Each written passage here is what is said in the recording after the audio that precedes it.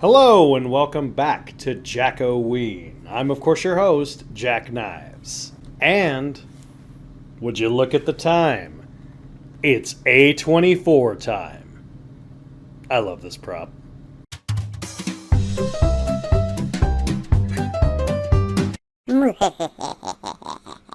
Let's take a look at the new supernatural horror from the makers of Talk to Me.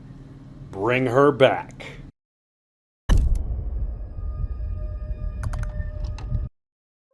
Andy and Kathy are new foster kids left with Laura, a mysterious woman dealing with the grief of her dead daughter.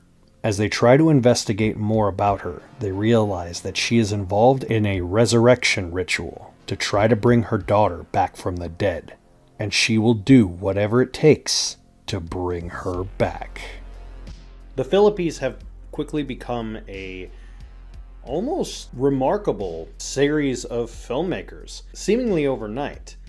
Their first movie, Talk to Me, had such high praise that I was kind of hesitant, and then when I actually saw it, I was very surprised at how good and subdued it was. Then come to find out that they were not from humble beginnings of making film, but were actually YouTubers. That kind of sent me into a series of thinking, well, they truly proved that anyone can make a movie. If given the right passion and right drive and right script, anyone can make a horror movie or make a movie in general.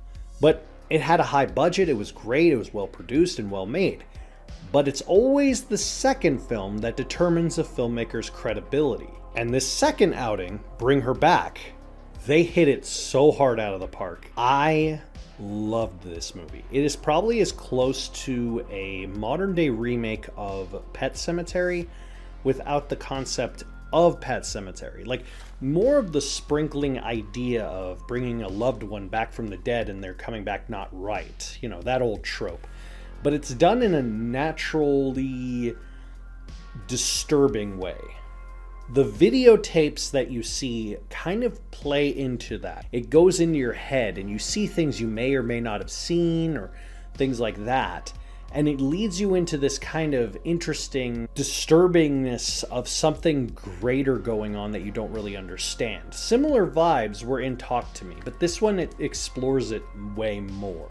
Billy Barat and Misha Haywood play the two main boy and girl leads who get adopted. And for the most part, they seem fairly generic, but there's a little subtlety to their performance as well. Like, they're not over the top, they're not playing it too paint by numbers. They feel like genuine teenagers who are curious enough, but they're also nervous about, well, what happens if forced to go somewhere else and not live here? Things like that. Natural fears of adoption and people that are stuck in the system would have to deal with. Jonah Wren Phillips plays Oliver, the little boy, and he does a very creepy job. He does so much with his body language that a lot of performers at his age could not pull off proper. Even Miko Hughes from Pet Sematary, it was fine.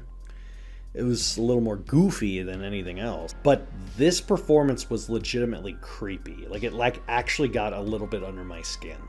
I mean, his face is on the poster for a reason, and it brings out this weird supernatural vibe of you don't know what's going on, you're curious, but you're not curious enough to peek behind the curtain, so to speak. And I think that plays a big factor into this movie and makes you feel like, what is happening? Like, you kind of want to know, but you don't really want to go too far into it.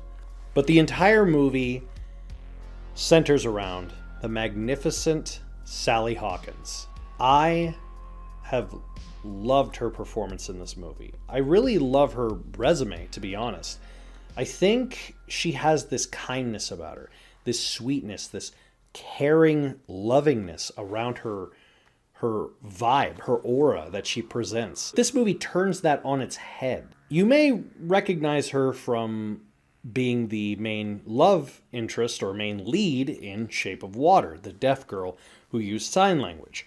But here, she actually gets to show off a lot more acting chops than in Shape of Water. She goes from calm, rational, kind, sweet to disturbing, creepy, traumatized, upset, angry, all of it.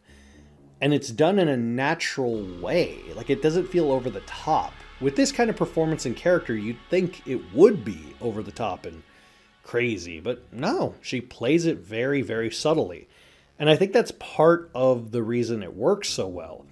Its vibes are just that of, you're a bystander and you should not be here.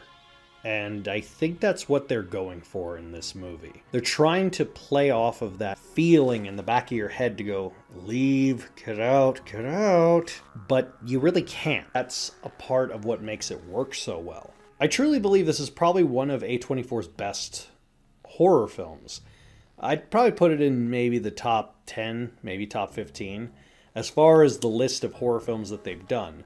But I'm also curious, as the time of recording this, they're making a Talk to Me 2 that is not to come out.